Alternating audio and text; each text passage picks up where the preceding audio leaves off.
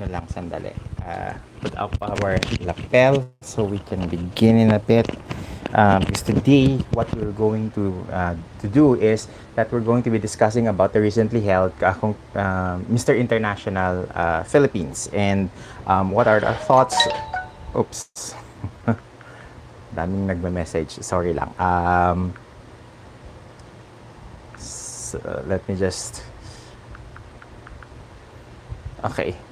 So anyway, as I was saying, what we're going to do today is we're going to essentially talk about the Mr. International Philippines, and the some of the pointers that we wanted to discuss with regards to with regards to what happened, because we've learned some things over the past several days with regards to its staging, and we wanted to make sure that we discuss those, dahil there were some developments that we weren't privy before, and we just learned about it recently.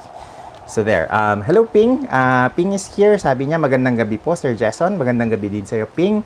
I hope that you're doing well this evening. And we're back in our regular na Saturday live stream. So, there. I do hope that you leave a like, a thumbs up dun sa ating live stream ngayon, so that the algorithm will show everyone more of this live stream to more viewers. Ayan. As I was saying earlier, there were some information that... Sorry about that. It's back live. There were some information that...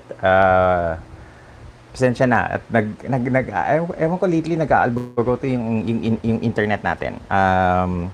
There were some information that I just learned about with regards to some of the production, some of the selection of the semi-finalists that we just gotten hold of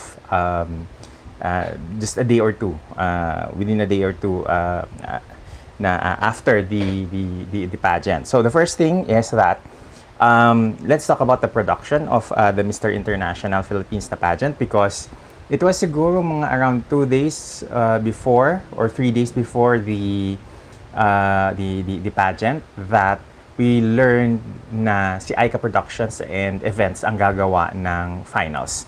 And that is because 3 days before the actual finals, saka nag-step in ang Aika to put up the production of the pageant, dahil yung original na production company wasn't able to carry out yung yung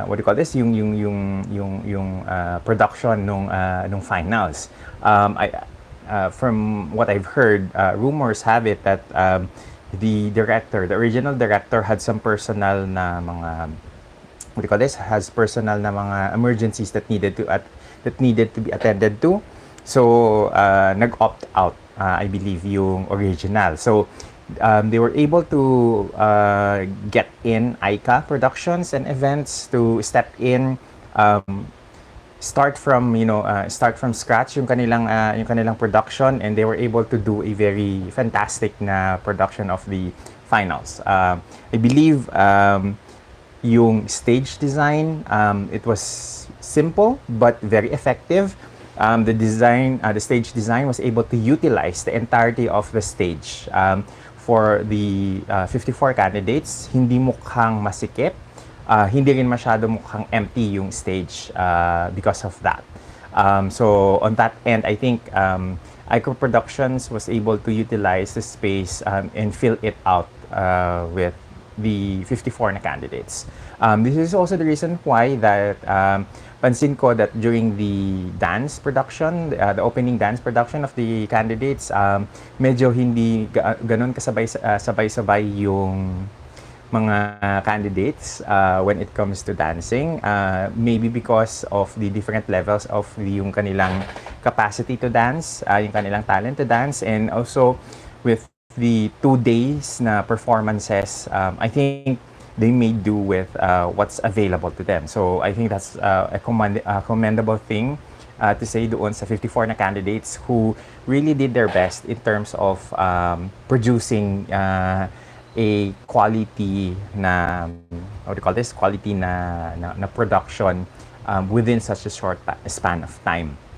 I'm also gonna commend the MIPH for such a wonderful job in hiring and getting performers na hindi lang magaling, what do you call this, hindi lang magaling kumanta, but they also are very entertaining on stage. I believe J.M. Bales was one of those, and several other performers that as of now medyo hindi ko matandaan ang mga pangalan.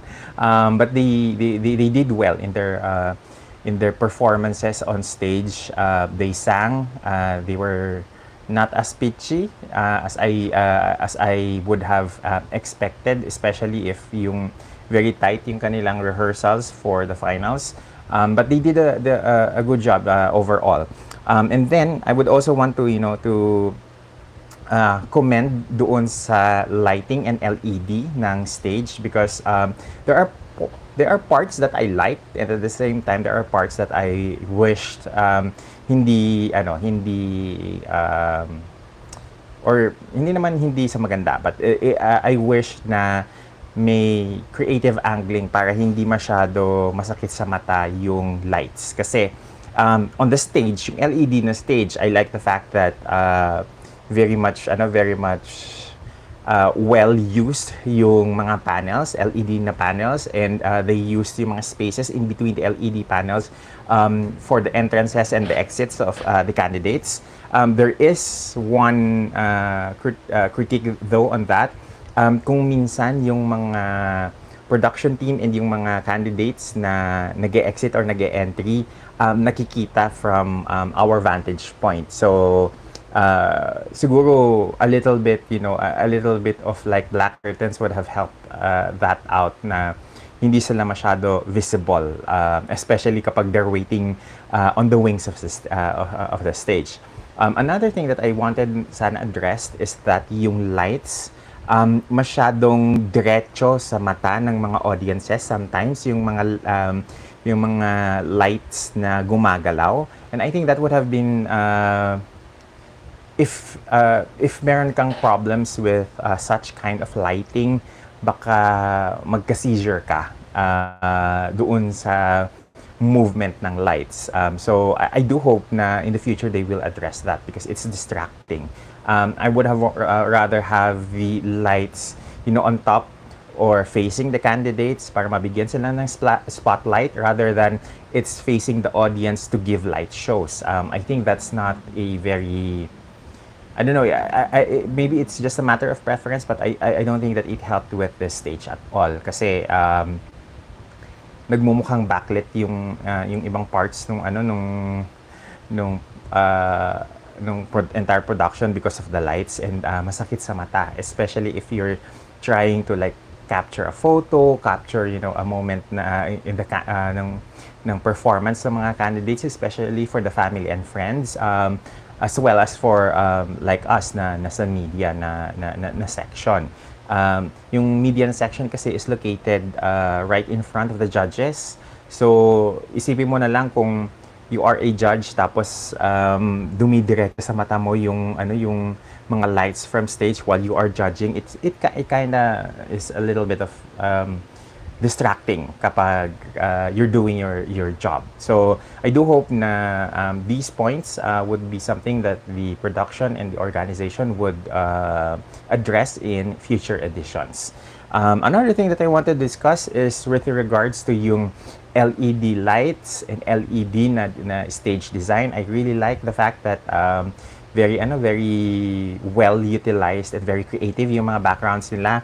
It's not very distracting.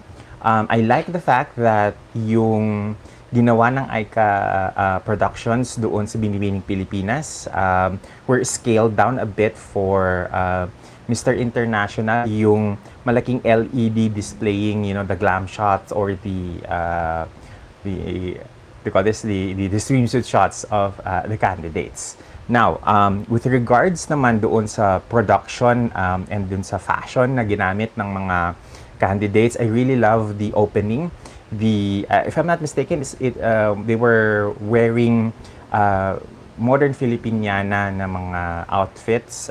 If I'm not mistaken, mukhang pinya or abaka yung ginamit dun sa mga opening outfits nila, and I like those. I really love yung very modern na take on the traditional Barong Tagalog na na outfits ng mga guys. However, I am not much of a fan doon sa swimsuits nila, because there are some swimsuits na with some guys bumagay yung fit nung mga swimsuits nila for the competition, but it did not, hindi siya bumagay sa lahat.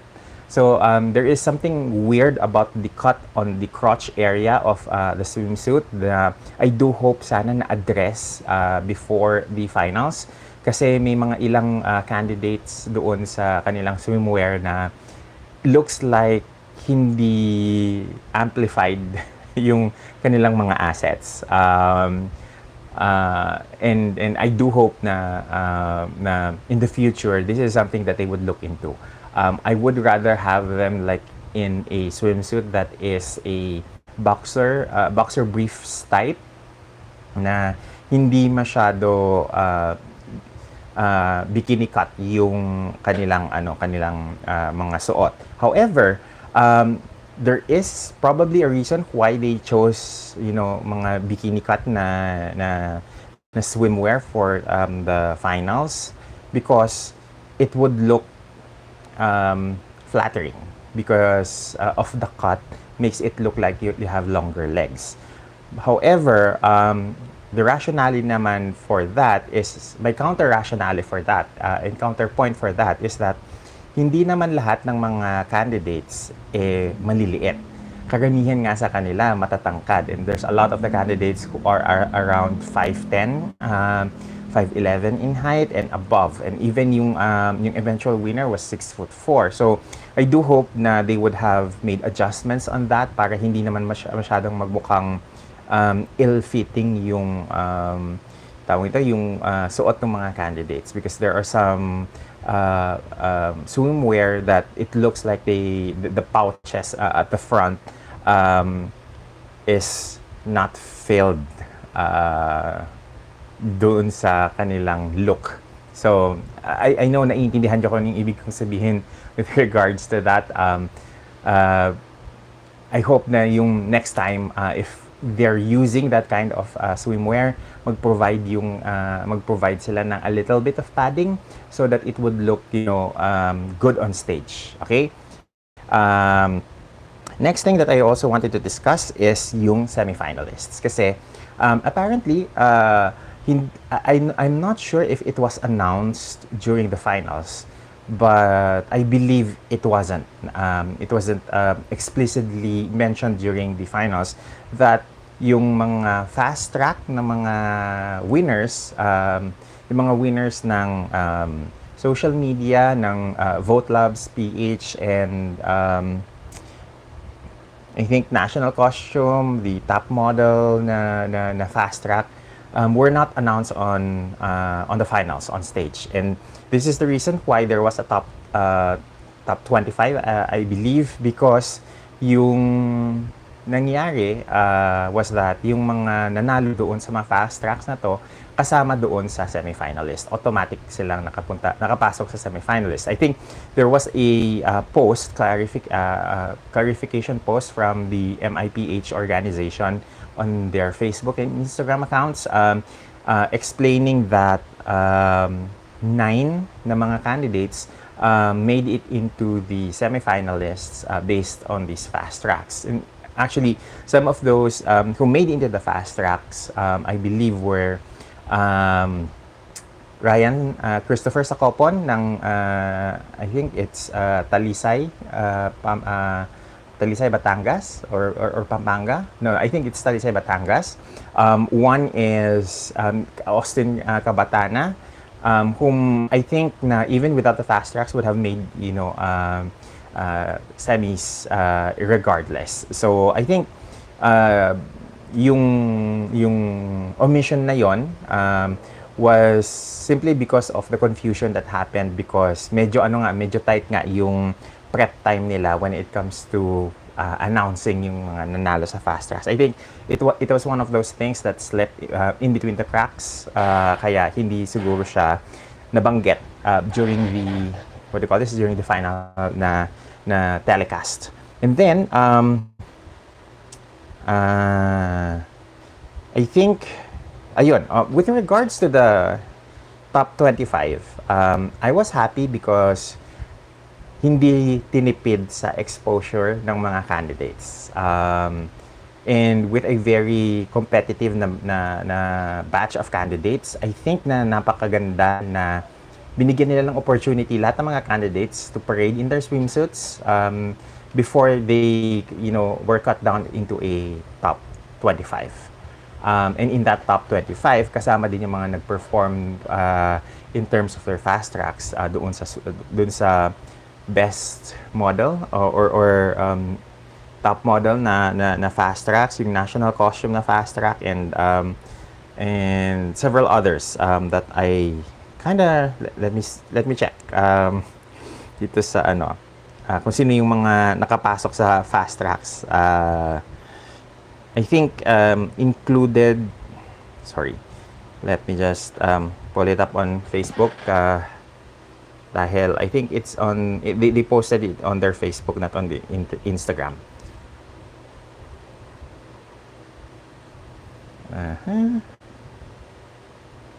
So here, so let me just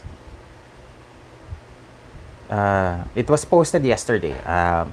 And sabi niya dito is, we would like to officially acknowledge the winners of the different fast track challenges of MIPH 2023. All of them automatically made it into the top 25. So people's choice included Ryan Cruz of Cagayan Province, Nathaniel Q of Cebu, Matthew So of Marikina City. Fan favorites via the vote labs were Daniel Felizmino of Nueva Ecija, Ivan Enriquez of Mandaluyong City, Jamil Tyrone Principe of the Filipino community of Ras Al Khaiman. Best in national costume is Rizmel Cabigao of Laguna. Yung kanyang national costume is may malaki siyang isda na part of the costume. Top model award is Austin Cabatana. And yung multimedia challenge winner is Ryan Christopher Sacopon of Talisay, Batangas. So there. Those are the reasons why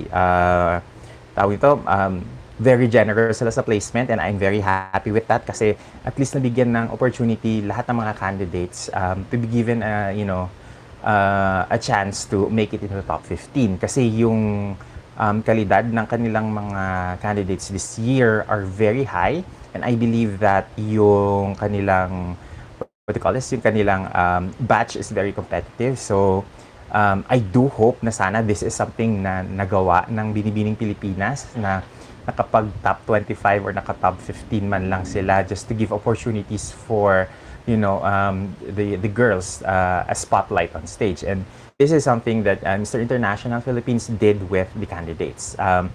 Yung 54 na candidates, hinati nila into a top 25, and then further narrowed it down to a top 15 where they selected the 9 eventual winners. I like that cut simply because it allows for good entertainment, because yung cheers ng mga tao for their candidates hindi humupa until na-crowned yung mga candidates. So hindi yung after the announcement of the top 10 may mga taong nagsialisa na sa venue or nagsiuwian na, and I think that is something that other pageants should be mindful of in the future.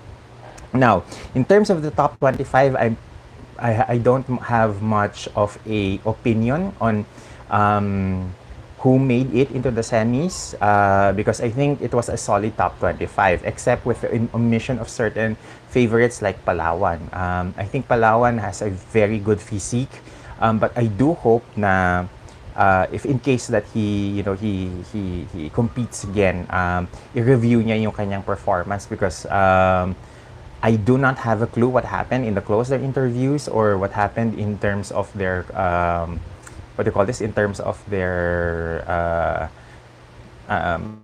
personality interviews, because I think di baka dun lang nagkaroon ng problema kaya hindi siya nakapasok sa top 25.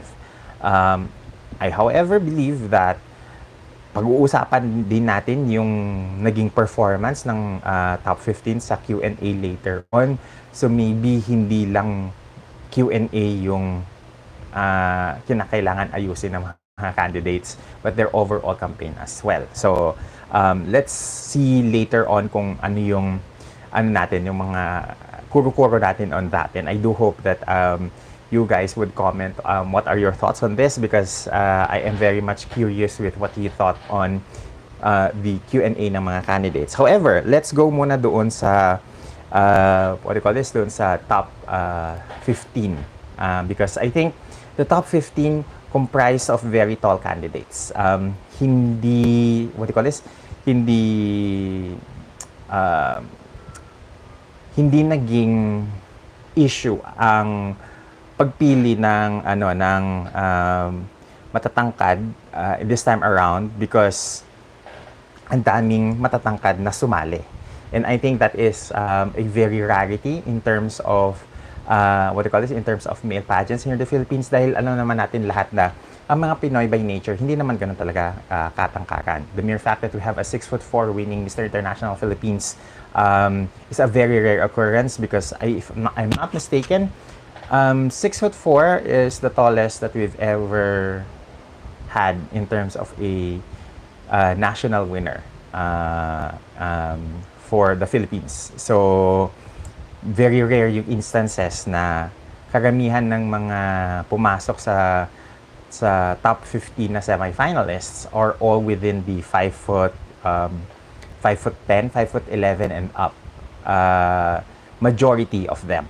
Because if I'm not mistaken, I think Mr. Isabela and Mr. Cagayan were around 5'8", 5'9" in terms of their height. So marami dun sa mga nakapasok, like sino ba, si Alan Roy Sambaan is 6 feet tall. Si Sean Chrysler Sulit is around 6'1". Yung si Mr. Pasig, si Gabriel Bautista is also 6'1". Si Phil Tungol na nanalong Mr. Teen Philippines is 6'2". And then we also have Nathaniel Tiu, who is 6 feet tall. And then what's his name again? Kenneth Aniban. Ayan, Kenneth Aniban, who also won, what do you call this? Who also won Mr. National Universe Philippines together with Ruslan Kulikov, is 5'10" and 5'11" respectively. So in terms of height, height is might ang naging laro na sa what do you call this, Mr. International Philippines this year. And I think na this is one of those very rare instances that we have very tall winners, because looking at the winners ng Mr. International Philippines, Austin, as I mentioned, is 6'4". Nathaniel is 6 feet tall. Sean Chrysler is 6'1". Kenneth is 5'11". Ruslan is 5'11". Wait, sorry. Kenneth is 5'10" pala. Ruslan is 5'11". Gabriel is 6'1". Phil Tungol is 6'2". Leonard is 5'11". And I think si Ryan Cruz na lang yung kinakailangan kong ma-double check at ma-verify yung kanyang height. Because I don't have an actual na confirmed height for him. But looking at the winners this year, lahat sila matatangkad. So there.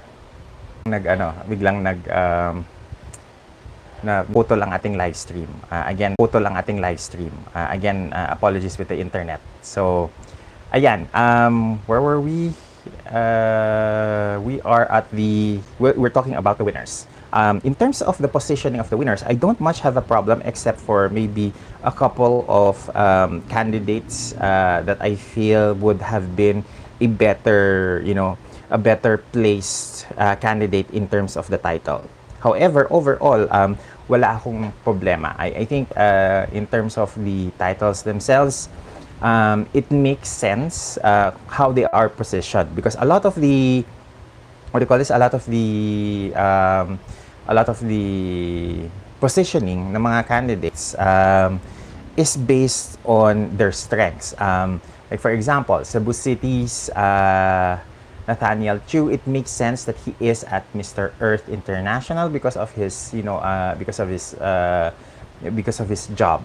He is, he is a mining engineer, and he also is he's also having studies in masters in industrial ecology. So in terms of yung background niya with his title, it does make sense that you put him in Mr. Earth International.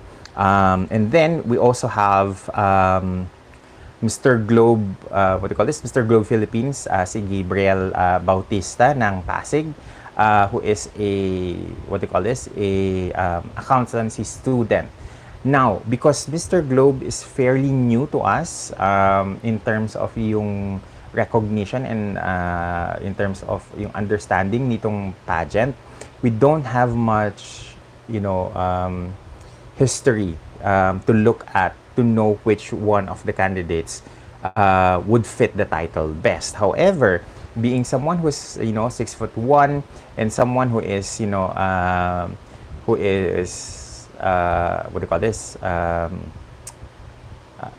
Someone who is both physically, yung stature is very tall, someone who is good looking, someone who is able to to command, have a certain presence and command on stage. It does make sense na ilagay siya doon sa pageant na hindi pa natin sigurado kung ano yung formula in terms of winning that pageant, because alam naman natin when it comes to Mr.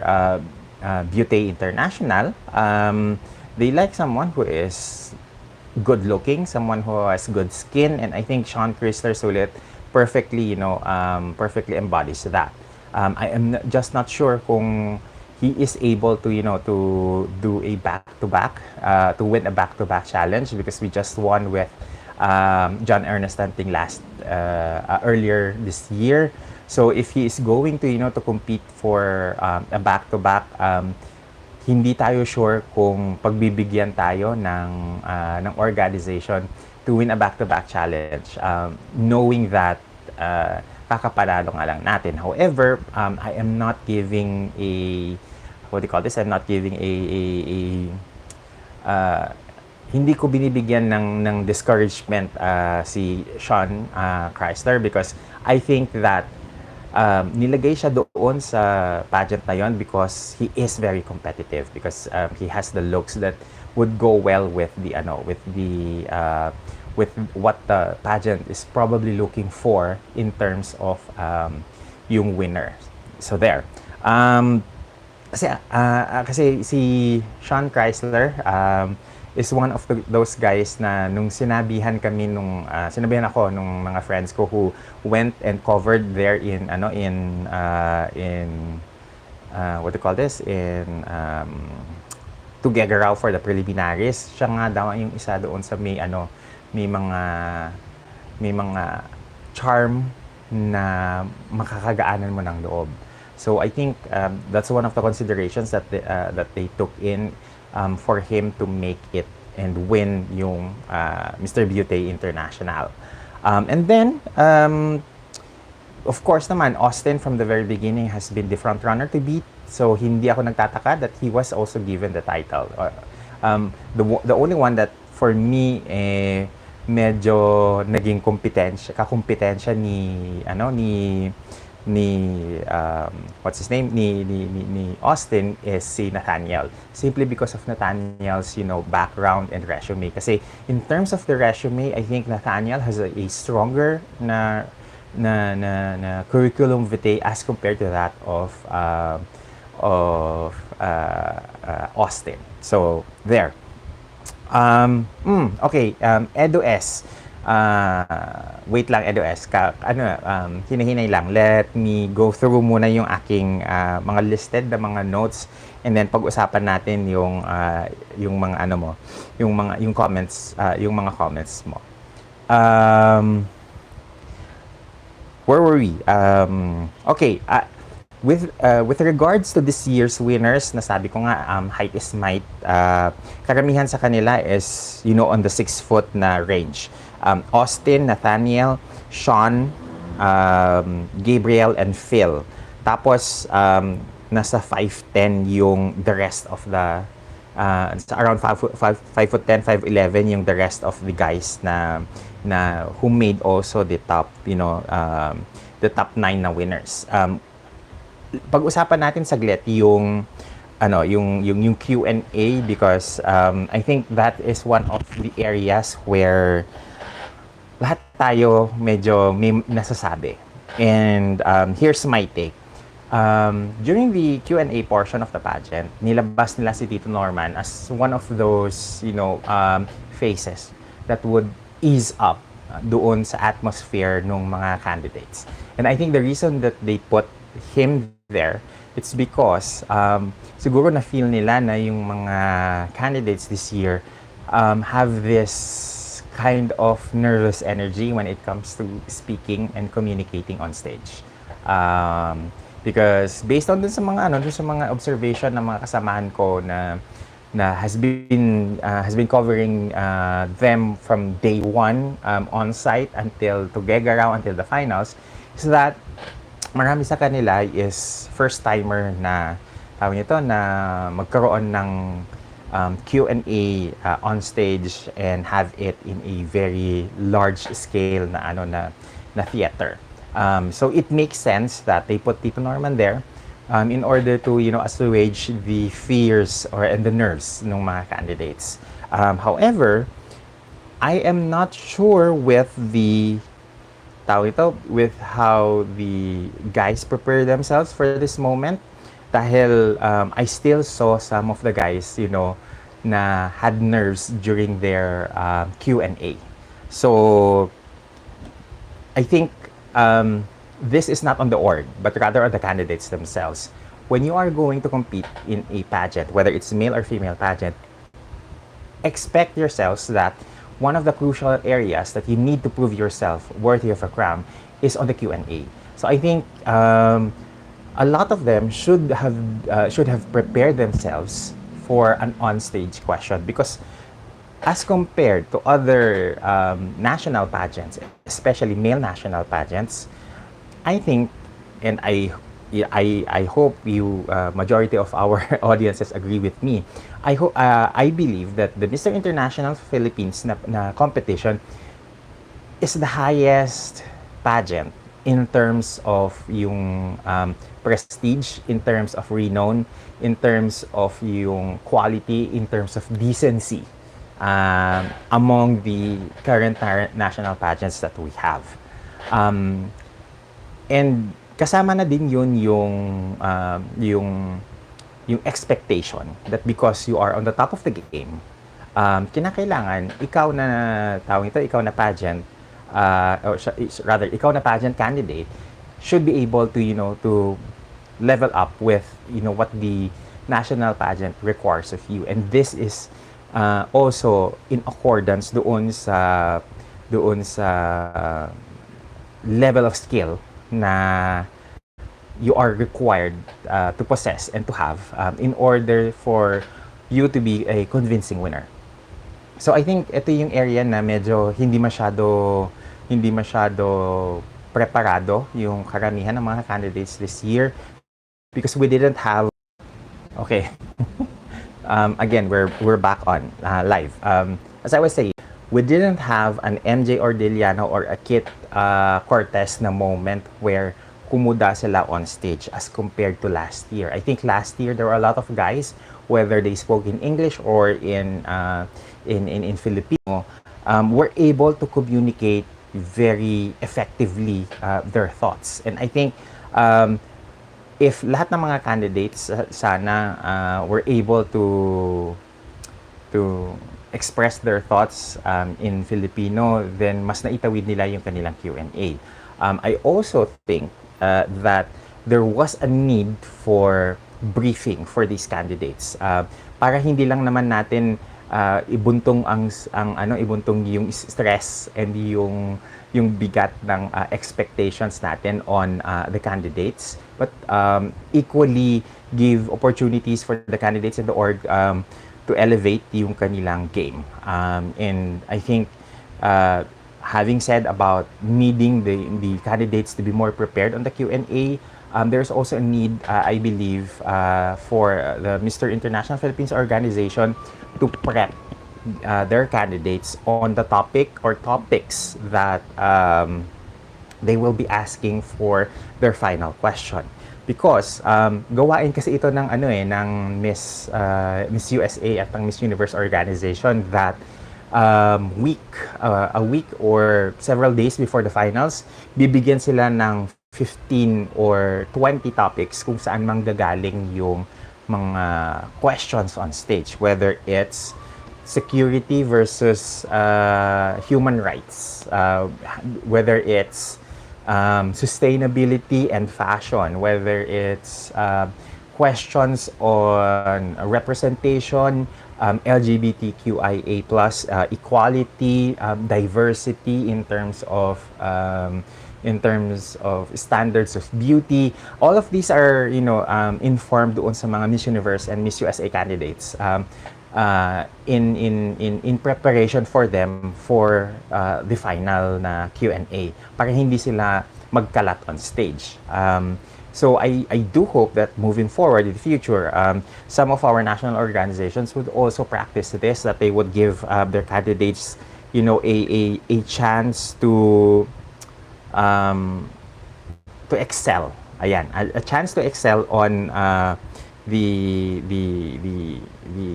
national na stage, especially on the Q&A na section. Dahil it would look bad if they were failing on stage.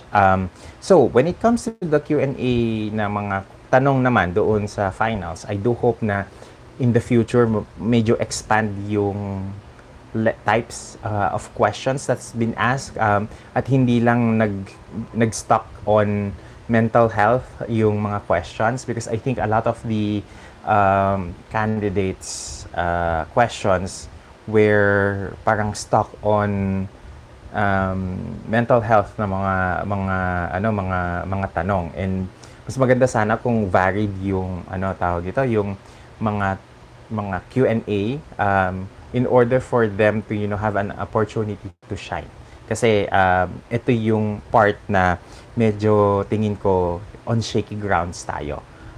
There were candidates who really did well in terms of the Q&A. So I believe that among the top 15, the two candidates that really gave me, very well thought out, strong answers were Kenneth Aniban, who eventually won Mr. National Universe Philippines, and Ryan Christopher Sacopon of Talisay, Batangas. Which for me, I felt na dapat isa si Ryan sa mga nakoronahan that night. Now, let's now basahin natin yung comment ni Edu S with regards doon sa Q&A. Sabi niya, na-stress ako sa Q&A, LOL. On a positive note, a lot of them had a glow up from the press. The show was long and the host's energy went down a bit over time, understandably. Talisay though.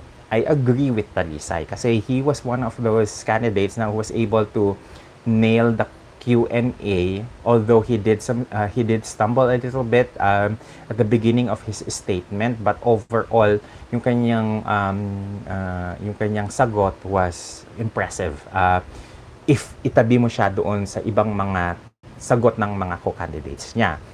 Kenneth Aniban, I believe, deserved his spot, deserved his win, because he was among, I believe, the winners, among the 9 winners, was the one who really nailed his question on the head, especially when he involved the LGBTQIA plus na na community in his answer. So kudos to him for thinking about that. When it comes to the Q&A ni Austin and Nathaniel, it was not bad, but it was not very exemplary well. I think Austin sailed. Okay, so as I was saying, Austin sailed through the Q&A, but kita mo yung nerves when he was speaking. Kasi even during the way that he spoke, parang kinakain niya yung words niya. So it didn't come out as strong or as confident as I would have hoped for, but he did land his question quite well. What Austin did right was that or rather he finished with a very strong statement at the end. Yung Malario Mori na if I can do it, anybody can.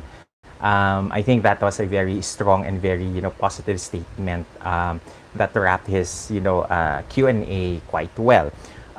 In terms naman doon sa Q&A ni Nathaniel, he started strong but he did not finish strong. So yun yung difference nila ni Austin. Austin started weak but he finished strong. Nathaniel started strong pero weak yung finish niya doon sa kanyang Q&A. Plus, he didn't sound very convincing. So yung tone of voice, the manner of delivery has to be there in order for it to be very effective. Kasi if Nathaniel was able to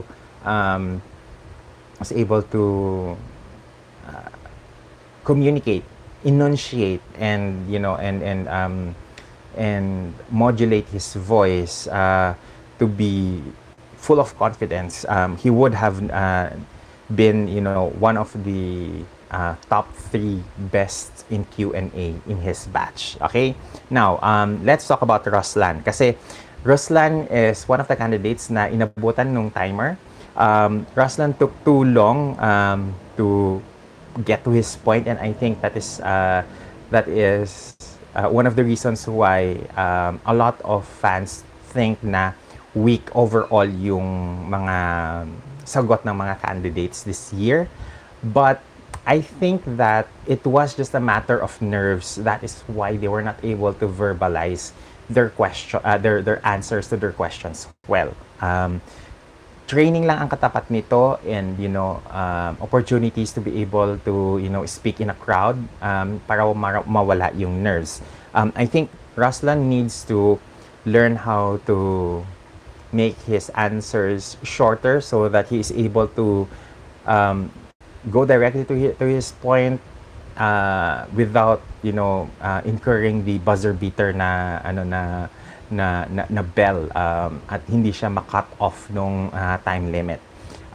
Okay, so among the guys na nagtagalog, Rizmel from Laguna was one of those who spoke with so much sense, and this is not very surprising for me dahil nag-compete na dati itong si Rizmel last year sa Great Man of the Philippines, Great Man of the Universe Philippines, and he was one of those candidates who is able to speak well and communicate well his thoughts in the vernacular. Again, kung karamihan sana ng mga candidates this year were able to deliver their Q&A in Filipino and have it delivered confidently in the language that they are comfortable with, then I think lahat tayo magiging impressed dun sa sagot nila this year.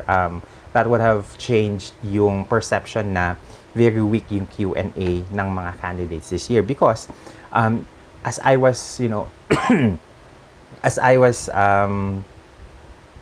reviewing yung mga Q&A nila, they had a initial thought that would have been the perfect point to their question, but it took them so long to be able to express that and get to that point.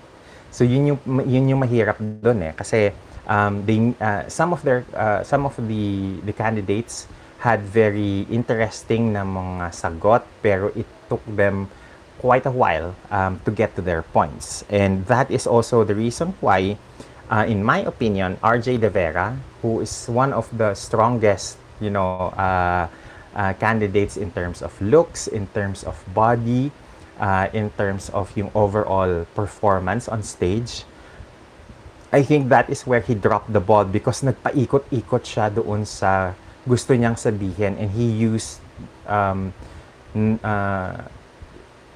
he used words that meant something else in his mind, I believe, and he was not able to hit yung kanyang idea, yung point that he's trying to drive, right on the head.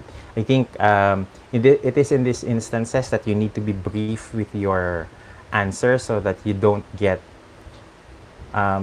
long-winded statements that didn't go anywhere.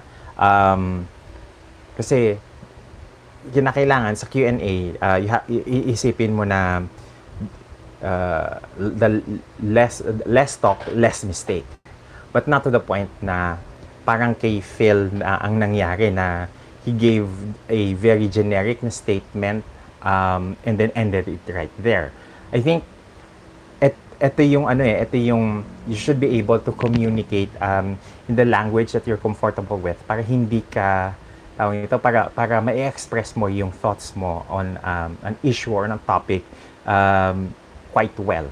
So with regards to Phil Tungo's victory, he was the only one who was a teenager among the top 15, if I'm not mistaken. I think he's the only 19-year-old in the top 15.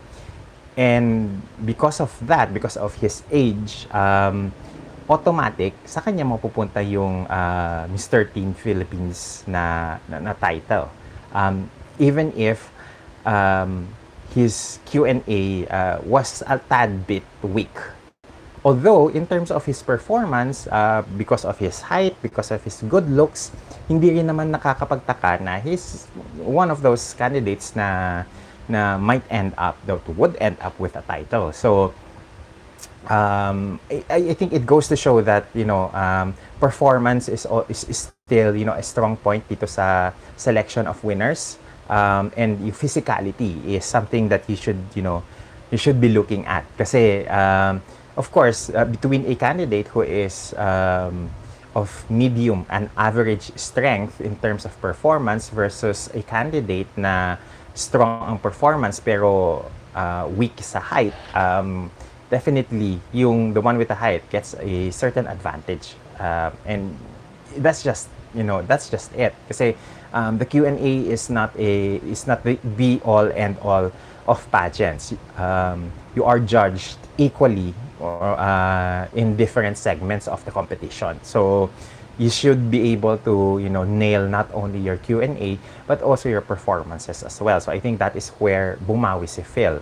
Plus the fact that he is the youngest in the semis. So it makes sense that he is one of the eventual winners with the Mr. Teen International Philippines na title. Okay, may tanong si John Snow dito. Hi Jason, good evening. Ask ko lang, how long ba yung finals? Baka kasi pagod na yung mga candidates by the time na Q&A na. Actually, mukha silang pagod at hulas by the time the winner was announced. Okay, it was announced that the pageant should be starting at around 7. So, but actually, the pageant started at 9. So, I think yung delay also is understandable because if I'm not mistaken, they only had like 3 days to put up the pageant and 2 days of rehearsals. So I understand kung pagod yung mga candidates, but I also understand na kinakailangan nilang gawin ito because of circumstances na hindi nila control, and they need to be able to kinakailangan nilang mag-rehearse and ma-finish yung rehearsals, makapagbigay na magandang show, dahil for sure ang mga fans sisisihin din sila kung hindi sila makapagbigay ng very entertaining na show. So it makes sense na may mga ilan sa kanila na pagod. So hindi ko rin maalis din na maybe yung kakulangan ng sleep, made them, made them nervous for the performances that night. However, again, as I said, I am hoping na in the future, yung mental fortitude, yung mental strength ng mga candidates natin should be something na natatrain din, so that when it comes to the competition, mas mas preparado sila with whatever happens na not within their control. And also, they have to realize nowadays na because the Mr. International Philippines elevated the male pageants since last year, kinakailangan din ng mga candidates na to step up with the challenges, with with their participation in a competition of this magnitude. Ayan. Nasa na tayo? Lemuel 23.5. Hi, Sir Jason. Magandang gabi. The answer took long maybe because of the way the questions look similar to one another, and candidates had a hard time coming up with a solid answer in response. Probably. Some of the questions are very long-winded. So maybe the candidates took so long as well to respond because they weren't able to get the grasp of the entire question. So naisip nila siguro na kapag mahaba ang question, kinakailangan mahaba din ang answer to make it make sense. So maybe that's it. Edo S, tanong niya, are there going to be 2 Mr. International competition? That is likely going to happen. One here in the Philippines and one in Thailand, unless the lawsuit with regards to who owns the copyright of the pageant is settled soon. What I know as of the moment, based on social media posts of Attorney Manuel, is that some of the lawsuits is already been filed, and it is already making its way into the courts. So let's just wait for how will this play out later on.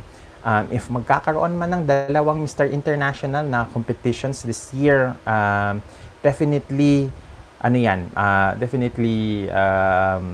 magkakaroon tayo ng very entertaining na male international pageant season ahead. Ayun, nasa na ba tayo? John Snow also is asking here, informed ba candidates na pwedeng gumamit ng vernacular na comfortable sila? That I am not privy to. I don't know if that's the case, but I do hope na kapag magkaroon ng press junket yung mga winners later this month, it's something that I can ask doon sa organization. And I do hope na yung mga winners natin later on would be able to, face us in a more relaxed na manner, na hindi high competitive na environment, because based on my experience, like yung experience ko interviewing the Binibining Pilipinas winners this year, after the meet and greet, mas komportable din silang sumagot ng questions. They're not in the fight or flight, be more relaxed in their response. So, okay, Lemuel 23.5 says, Philip is young pa naman given the right training program in terms of physique, personality, and overall performance. I just hope he's still 19 by the time he competes in June. I am also hoping that. Kasi sayang ang ganda pa man din nung height niya. I think kinakailangan pang ma-tone yung katawan niya, because sayang yung 6'2" na height. And I do hope that in the future, he is given an opportunity to come back in Mr. International Philippines and compete for the main title. There are several other guys that I do hope would return in Mr. International in the next several years. And one of those is Phil. I think he would be perfect for Mr. International Philippines in the future. Alan Roy Sambaan is also one of the guys that I do hope na will return in the future. Sino pa ba? Si Shadi Khalil. I think being 6'1" or 6'2" at age 18 would be very perfect sana na na bumalik again in the future. I think being 18, he's very young. Kinakailangan pa niya siguro magkaroon ng life experiences so that may dagdag niya yon doon sa kanyang resume later on, at meron siyang mas malawak yung kanyang talking points with regards to to the Q&A later on. So that's that's some of those guys this year na I do hope na bumalik in the Mr. International na Philippines na competition later on. Okay, so I think in terms of the overall na Mr. International Philippines competition this year, they are trying to cement the fact that they are the most prestigious na male pageant in the Philippines these days. Much like how Binibining Pilipinas, has cemented their stature as the best national pageant in the Philippines for the females, for female na mga pageants. I am liking the direction that the Mr. International Philippines is going, because they are elevating the male pageants here in the Philippines. It's not about the prestige of the titles that they have currently, but rather it is the way that they are elevating the competition. Kasi they are giving equal opportunities for candidates from all over the Philippines to be able to win the title. And I think maganda yung kanilang trajectory in the past couple of years, na mas nagmumuka as mas nagiging decente tignan ang male pageants sa level of competition that they're doing. I do hope, however, that in the next iteration of the pageant next year, limit na lang nila to 5 titles, kasi yung 8 titles is too much. I am very skeptic with 8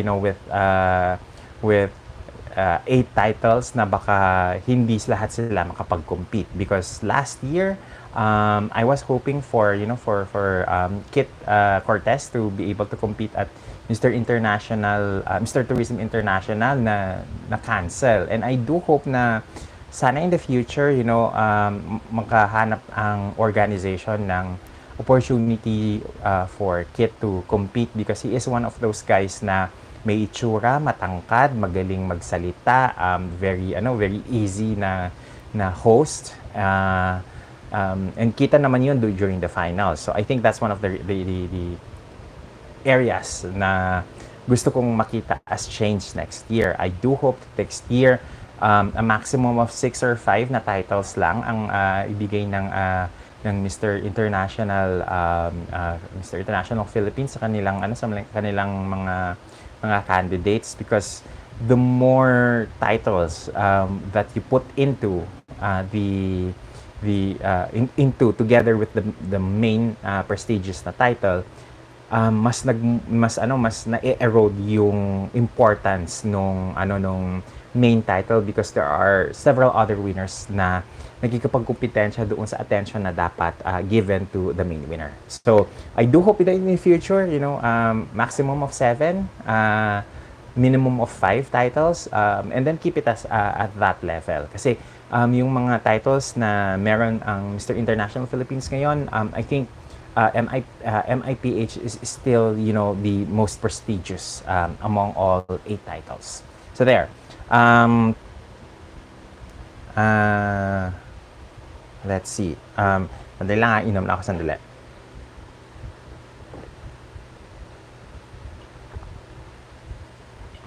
Okay. Lemol 23.5. If the cases filed have been settled, then both parties will have to comply. One would retain their name, the other would have to change and differentiate their name from the winner of the case. Yeah. I'm hoping na yung case sa Thailand and yung case dito sa Mr. International na copyright is settled soon. But I think yung mga ganitong kaso, medyo matagal siya bago ma-settle. So, we might see two Mr. International na editions this year. Maybe in the next year, saka natin makikita kung sino ang maiiwan. And I do hope na whatever the case may be, magpabonggahan yung dalawang organization. Whoever is able to give a better production, a better quality of candidates, better quality in terms of entertainment ng final. Okay, so I think that is the challenge ng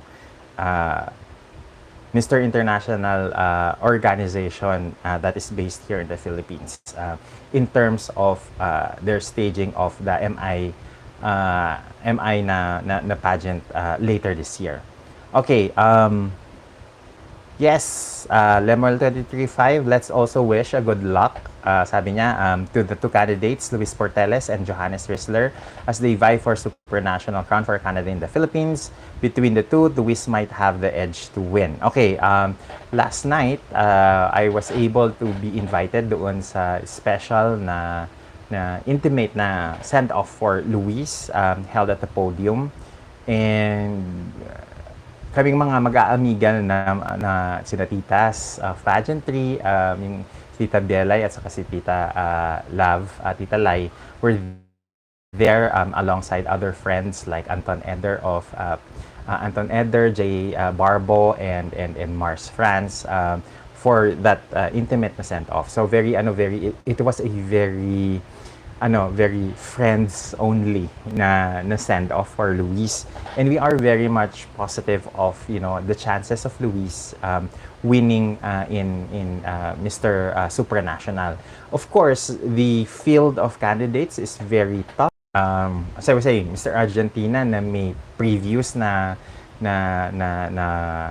tawag nito na international pageant experience. Then you have Brazil, who is very who has an Olympic, who has competed in the Olympics in several years back, I think in 2016.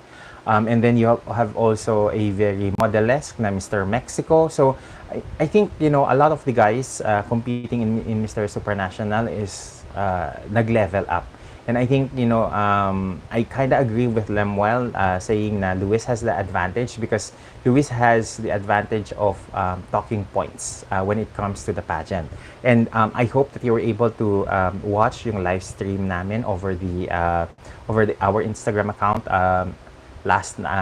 during the send-off, because we talked about yung challenge ni Luis with regards to yung talking points niya on the LGBTQIA na community, and yung support and the environment in pageants that needs to be addressed. So I think in terms of intelligence, in terms of being able to convince people of the authenticity of his advocacy, wala tayong maging problema doon with Luis. And I kind of agree that between Johannes and Luis, there is a softer spot for Luis. That is why a lot of us also, feels that we like him to win. We like to see him win in Mr. Supranational. So there. Now, eto, pag-usapan na natin itong nangyari dito sa Miss Universe Philippines na logo. Earlier I think a little bit earlier, naglabas sila ng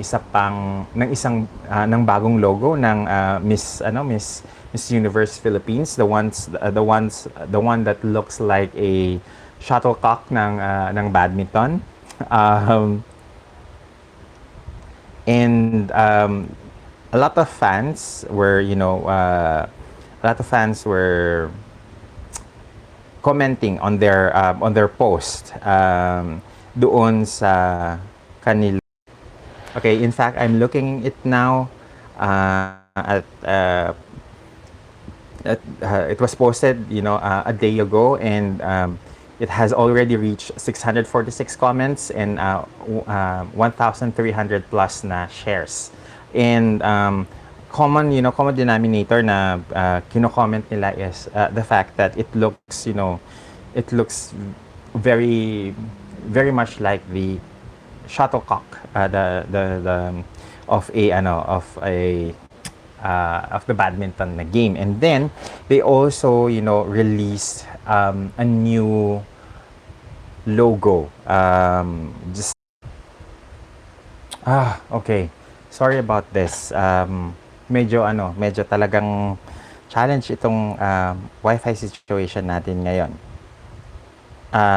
As I was saying, naglabas ng pangalawang logo ang Miss Universe Philippines, and now it is with a lady logo, like a derivative of the Miss Universe na logo na may kasamang stars doon sa kanyang position.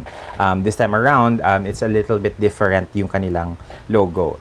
My thoughts is that it's a much better logo than the shuttlecock na version, because the shuttlecock version has one star, a pearl, a crown, several sun rays, tapos 6 na stars, and it doesn't look like it made sense. It looks like they got several icons together from Canva and then pinagsama-sama together. Yun yung sa tingin kong itsura ng shuttlecock na version.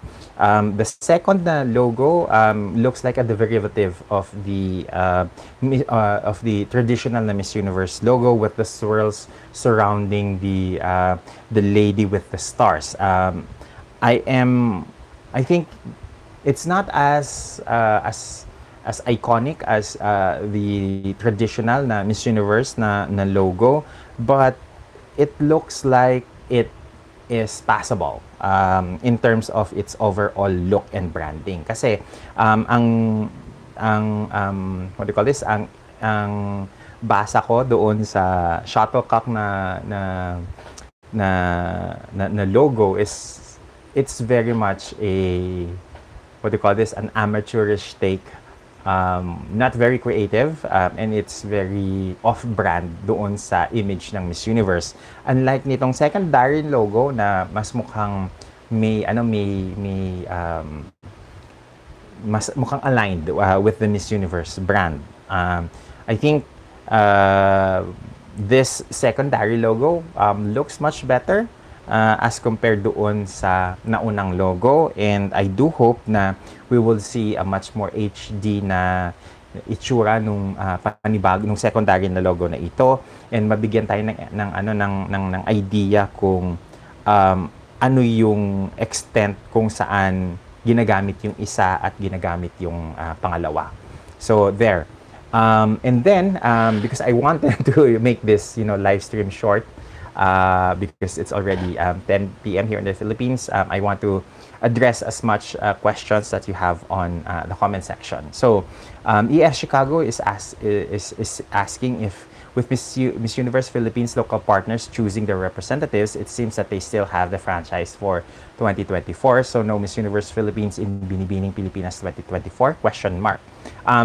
I have no idea, because if we're looking at yung optics ng panibagong logo, then why it brings up the question na bakit kinakailangan nilang magpalit ng logo? Are they not allowed to use the traditional Miss Universe logo?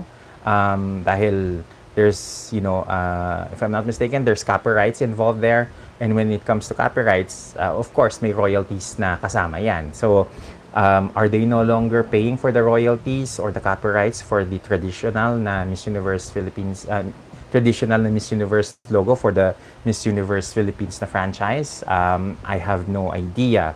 So those things, optics wise, those things pop up in the media's collective na questioning, because that is one of the things that me and my media friends were asking, we're discussing about during our send-off with Luis Porteles last night. So I am not sure how am I going to answer that questions because I have no idea.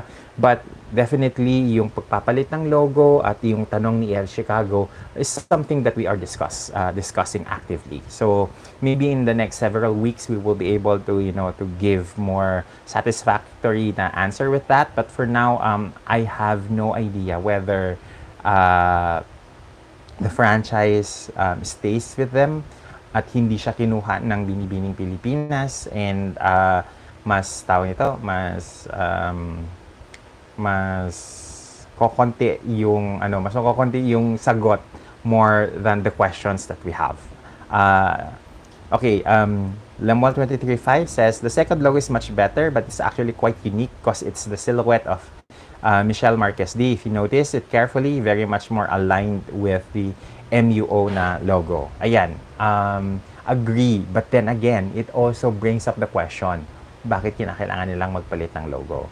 Kasi I don't think there is a need for it unless, yun na nga, there are copyright and royalty fees that is involved. Kaya kinakailangan nilang magpalit. So there. I think another thing that I also wanted to address is some of yung mga comments ng mga fans that are DMing me with regards dun sa comment na dog lover ni Herlene about the question of Tito Boy Abunda with regards doon sa criticism sa kanya about the about the question from Crown Sisters na dinog show niya yung tanong. And this is again my response to that. I'm just reiterating my response to that. You cannot always, respond to a serious question with humor, because humor needs to have context. Humor needs to have the wisdom of knowing whether or not it is appropriate to answer with humor in such certain instance. Kasi dito na pumapasok yung maturity ng isang tao, whether or not they are able to na seryosohin yung isang bagay na kinakailangan seryosohin, or if all that they can offer is humor. So I think marami na yung mga fans na nakakaramdam that maybe the title is better served with a different girl. As of the moment, I think Michelle Arceo would much rather be the better na option for that, or Nikki Demura. So I do hope that in the future, mapagtanto ng mga pageant girls natin na timplahin din nila yung pagkakataon so that they are able to, they are able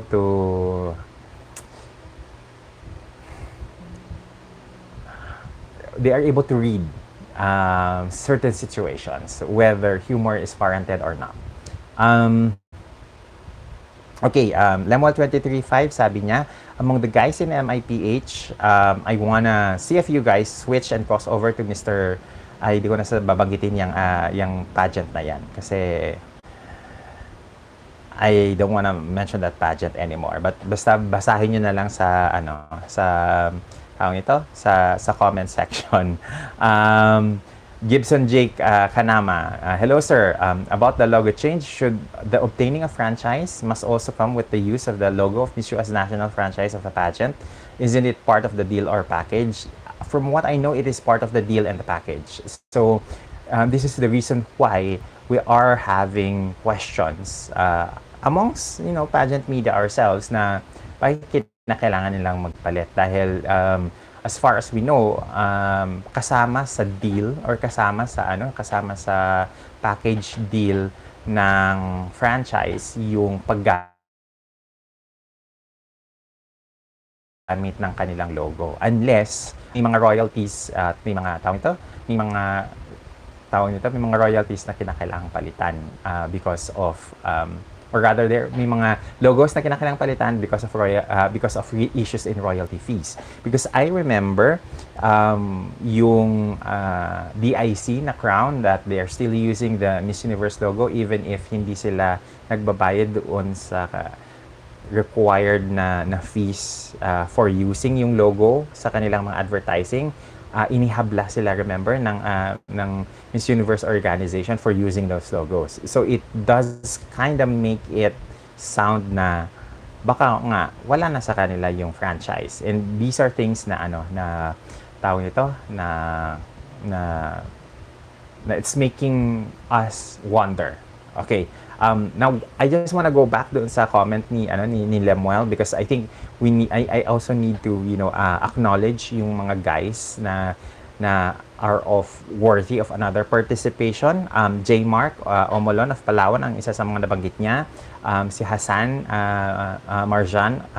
Hassan Fernandez Marjan ng Isabela, RJ ng Tarlac, and Ryan Christopher Sacopon ng Talisay, Batangas. I agree, but I do hope that si Ryan ng Talisay would try once more with MIPH, kasi I think he is one of those guys na I was hoping to make it as one of the winners dahil solid yung kanyang performance, solid yung kanyang Q&A. So maybe nagkatalo lang ng decimal points yung kanilang mga scores, and that's probably one of the reasons why hindi siya nakasama doon sa 9 na winners. Nasaan na ba tayo?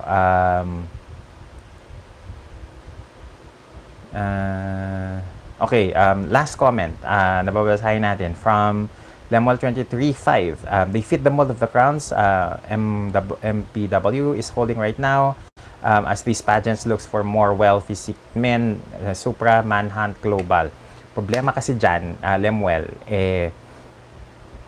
kinakailangan may parang lumalabas na you need to be affiliated with certain camps, organizations and groups if in case na gusto mong manalo.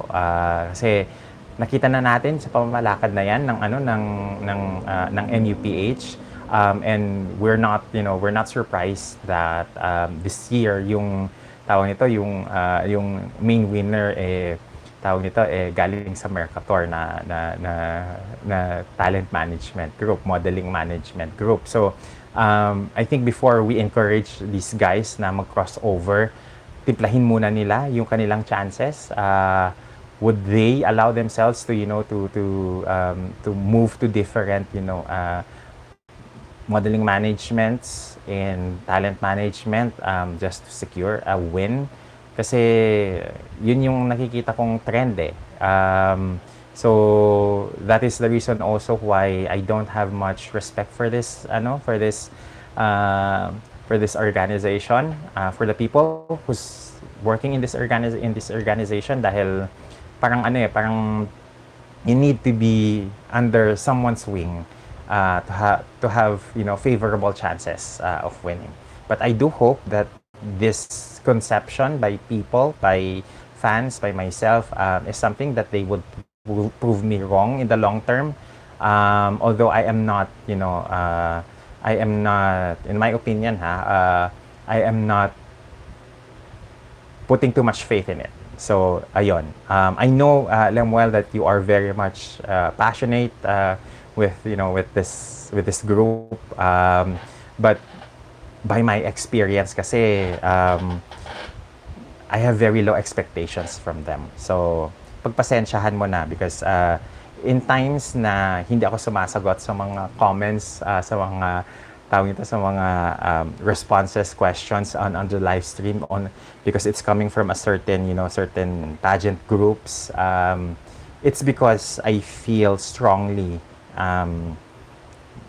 with these organizations. So much like the same reason that you would not find me publicizing about certain Thailand based na pageant na currently having its Philippine search as of this moment on any of my socials, because again, time and time, some of these pageants have proven to me that they're not worthy of the attention, and the people running them are not worthy of, my respect, my time, or my or space on my socials.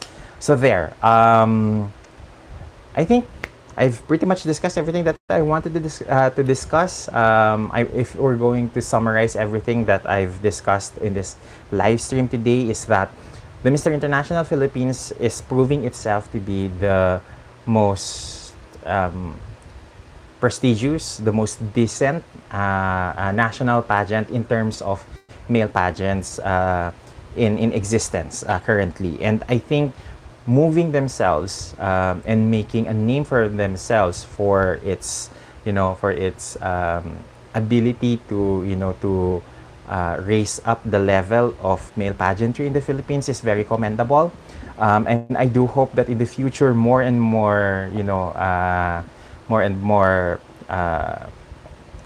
pageant conteseros would give a try to join this pageant. Very rare akong mag-endorso ng mga pageants.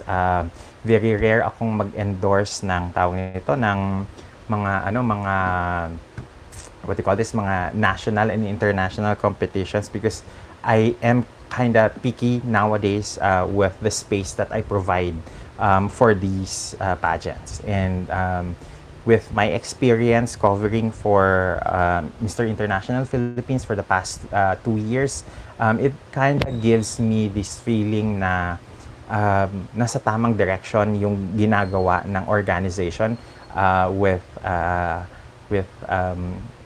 Sir Amir, with Attorney Del Dio, in elevating, male pageants. Alam naman natin kung gaano kababa yung tingin ng mga fans when it comes to male pageantry here in the Philippines, and unti-unti itong nabago with Mr. International Philippines. And I do hope that this trajectory would be the trajectory that every other national male national pageants in the Philippines would head towards too, because kaya naman pala na magkaroon ng decente na male national na pageant.